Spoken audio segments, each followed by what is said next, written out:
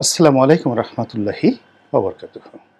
সম্মানিত দর্শক, বাংলাদেশ পুলিশের সাবেক আইজি ডক্টর বেনজির,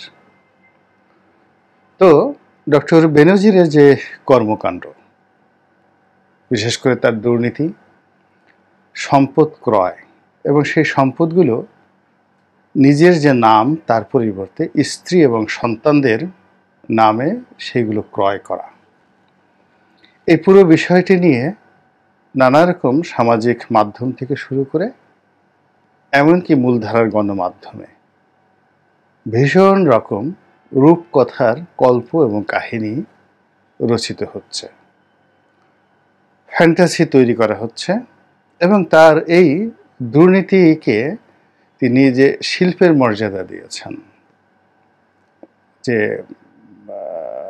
মনুমেন্টের মর্যাদা দিয়েছেন, যেটাকে তিনি আমরা স্থাপত্যবিদ্যায় যেটিকে বলা হয় ভাস্কর্য। তো মাইকেল অ্যাঞ্জেলো নামক একজন বিখ্যাত ইটালিয়ান স্থপতি আছেন, মানে ওনারা মরেন না কখনো। বিশ্বের সর্বকালের ইতিহাসে সবচেয়ে মেধাবী যে স্থপতি তার মধ্যে মাইকেল অ্যাঞ্জেলো প্রধানতম। অনেকগুলো তার অনবদ্য সৃষ্টি রয়েছে, তার মধ্যে প্রধানতম সৃষ্টি হলো ডেভিড। এত সুন্দর ভাস্কর্য, নিখুঁত একটি পুরুষের দেহ সেই পাথরে, শ্বেত পাথরে ফুটিয়ে তোলার মাধ্যমে মাইকেল অ্যাঞ্জেলো যে স্থপত্যবিদ্যায় নিজেকে অমর করে তুলেছেন, একইভাবে ডক্টর বেনজিরের বিরুদ্ধে যে দুর্নীতির অভিযোগ এসেছে, এগুলো কালের পরিক্রমায় যদি সত্য বলে প্রমাণিত হয়, তাহলে তিনি হবেন দুর্নীতির মহানায়ক, তিনি হবেন দুর্নীতির কিংবদন্তি, তিনি হবেন দুর্নীতির কবি, তিনি হবেন দুর্নীতির পটুয়া কামরুল হাসান, তিনি হবেন দুর্নীতির স্থপতি।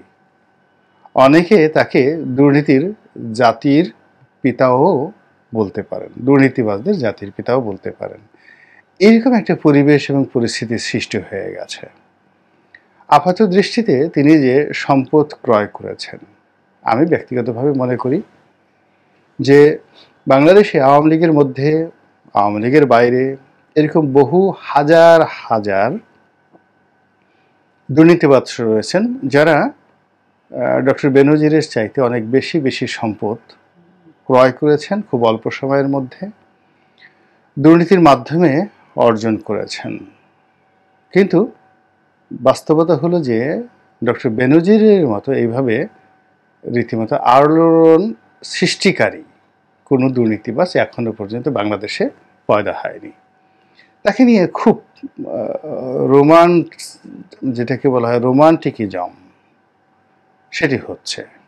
দুর্নীতির টাকা দিয়ে তিনি কিভাবে প্রেম করেছেন, কিভাবে সেক্স করেছেন, কার কার সঙ্গে তার কেমন সম্পর্ক ছিল, এগুলি নিয়ে মানুষ কল্পনা করার চেষ্টা করছে। তিনি কি মদ খেতেন কি না, আগেকার রাজাবাদশাহদের মতো তিনি মদ খেয়ে বলতেন কিনা নাচো, আবার তিনি নিজে কারো কারোর সঙ্গে নেচেছেন কিনা, এই সমস্ত বিষয় নিয়ে মানুষ কল্পনা করার চেষ্টা করছে। এটাই মানুষের স্বভাব। তো এই সকল বিষয়ের যে পাশাপাশি, তার যে নেতিবাচক বিষয়ের পাশাপাশি তার স্ত্রীকে নিয়ে তার যে সম্পর্ক, প্রেম কাহিনী, এটিও এখন লাইলি মজনুর প্রেমের মতো, শিরি ফরহাদের প্রেমের মতো, সম্রাট শাহজাহান এবং মমতাজ মহলের প্রেমের মতো লোকজন মহাকাব্য রচনা করতে যাচ্ছে। শিরি এবং ফরহাদের যে কাব্য বিয়োগাত্মক, লাইলি মজনুর কাব্য বিয়োগাত্মক, তারা একে অপরকে পাননি। কিংবা শিরির জন্য ফরহাদ এক প্যাকেট চানাচুর কিনতে পেরেছেন, কিংবা একটা বৃক্ষরোপণ করতে পেরেছেন, এরকম কোনো ঘটনা আমরা দেখিনি। বরং কবিতায় যেভাবে দেখেছে যে সে এমন পাগল হয়ে গিয়েছিল, বড় বড় গাছ ধরে সে চিৎকার করে বলতো, তুমি আমার শিরি। একই কথা মজনু সম্পর্কে, মজনুন মানে পাগল, তার সম্পর্কে কিন্তু বলা হতো যে তিনিও লাইলির সম্পর্কে এরকম পাগল হয়ে পড়েছিলেন। একজন ছিলেন রাজকন্যা আর একজন ছিলেন মন্ত্রীর পুত্র, এইরকম গল্প আমরা শুনে আসছি। তো ডক্টর বেনজির সঙ্গে লাইলি মজনু বা শিরিহি ফরহাদের যে প্রেম, এটার তুলনা করা হচ্ছে না, তুলনা করা হচ্ছে মুঘল সম্রাট শাহজাহান। একবার একটু চিন্তা করুন, মুঘল সম্রাট শাহজাহান, তিনি তার প্রিয়তম স্ত্রী, যদিও তার অনেক স্ত্রী ছিল, কয়েকশত স্ত্রী ছিল, এর মধ্যে প্রিয়তম স্ত্রী হয়তো জনা 50 তো ছিলই। তো এই 50 জন প্রিয়তমা স্ত্রীর মধ্যে সবচেয়ে বেশি যাকে ভালোবাসতেন, যার গর্ভে তার সবচেয়ে বেশি সন্তান সন্ততি হয়েছে, অলমোস্ট 11 জন, এর মধ্যে সবাই পরিচিত। এবং এই মমতাজ মহলের সন্তানদের মধ্য থেকেই সেই দারা, মুরাদ, তারপর আওরঙ্গজেব, তাদের যে ভাতৃক্ষেত্রী যুদ্ধ এবং সম্রাট আওরঙ্গজেবের সিংহাসনে আরোহণ, এইগুলো যত না বিখ্যাত, তার চেয়ে বড় বিখ্যাত হলো সম্রাট শাহজাহান তার স্ত্রীর ভালোবাসার মর্যাদার জন্য, স্ত্রীর ভালোবাসাকে স্মরণ রাখার জন্য পৃথিবীর বুকে এমন একটা স্থাপত্য তৈরি করেছেন, তাজমহল। এখন পর্যন্ত সেই রকম প্রেমের যে ভাস্কর্য এই পৃথিবীতে দ্বিতীয়টি নেই। অনাগত দিনে আসবে কিনা জানি না। যারা তাজমহলের সামনে গিয়েছেন, কাছে গিয়েছেন, পৃথিবীর সবচেয়ে নিষ্ঠুরতম পুরুষটিও ওই জায়গাতে গিয়ে তার স্ত্রীর জন্য প্রেমাতুর হয়ে পড়বেন। তো এখন মানুষজন ঠাট্টা করে ডক্টর বেনজিরকে বলার চেষ্টা করছেন যে ডক্টর বেনজির তার স্ত্রীর নামে যে সহায় সম্পত্তি করেছেন জীবিত অবস্থায়, সেটি বড়, না সম্রাট শাহজাহান তার স্ত্রীর ভালোবাসাকে অমরত্ব দেওয়ার জন্য তার সমাধির উপরে যে সৌধ নির্মাণ করেছেন, স্মৃতিসৌধ তাজমহল, সেটি বড়।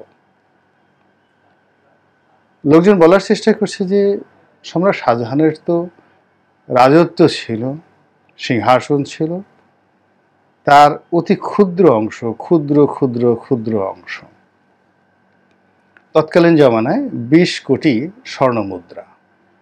তো একটি স্বর্ণমুদ্রার দাম যদি হয় বর্তমান জামানাতে ধরুন 1,30,000 টাকা, 1 ভরি স্বর্ণ ধরে নিলাম, তো 1,30,000 টাকার একেবারে গিনি সোনা 24 ক্যারেটের এরকম 20 লক্ষ স্বর্ণমুদ্রা দিয়ে তিনি এই তাজমহল তৈরি করেছিলেন। তো 20 লক্ষ পূরণ 1 লক্ষ, আমার ক্যালকুলেটরে ধরবে না, কিন্তু তার যে ট্রেজারি, তার যে সামর্থ্য, এর চেয়ে আরো কোটি কোটি গুণ বেশি ছিল। 20,000 কোটি মূল্যের স্বর্ণমুদ্রা তার কাছে ছিল। তো 20,000 কোটি স্বর্ণমুদ্রা থেকে তিনি মাত্র 20 কোটি টাকা তার স্ত্রীর জন্য দিয়েছেন। কিন্তু ডক্টর বেনজির তো নিজের কলিজাটাকে রীতিমতো ভুনা করে দিয়েছেন। তার তো এত সম্পত্তি নেই, তার যা কিছু আছে তার পুরোটাই তিনি তার স্ত্রীর নামে দিয়েছেন, সন্তানের নামে দিয়েছেন। তো কাজেই যদি ভালোবাসার কথা বলা হয়, অবশ্যই ডক্টর বেনজিরের স্ত্রী প্রীতি অনেক অনেক বেশি। যদিও তার প্রেমিক যদি কেউ থাকে, প্রেমিকা থাকে, পরকীয়া প্রেমিকা থাকে, তারা খুব মাইন্ড করবে না আমার কথায়।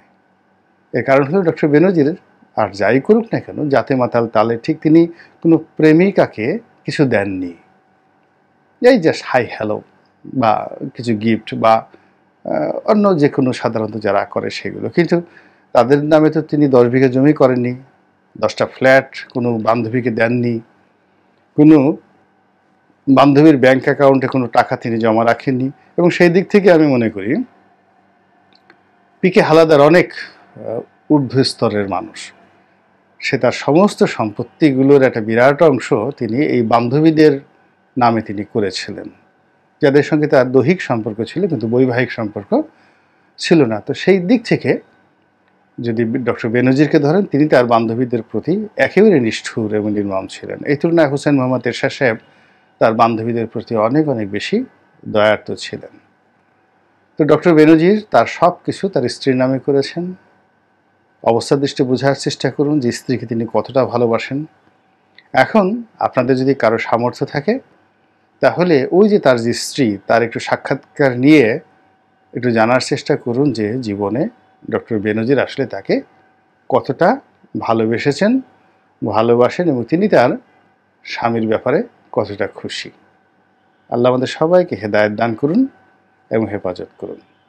আসসালামু আলাইকুম রহমতুল্লাহি ওয়া বারাকাতুহু।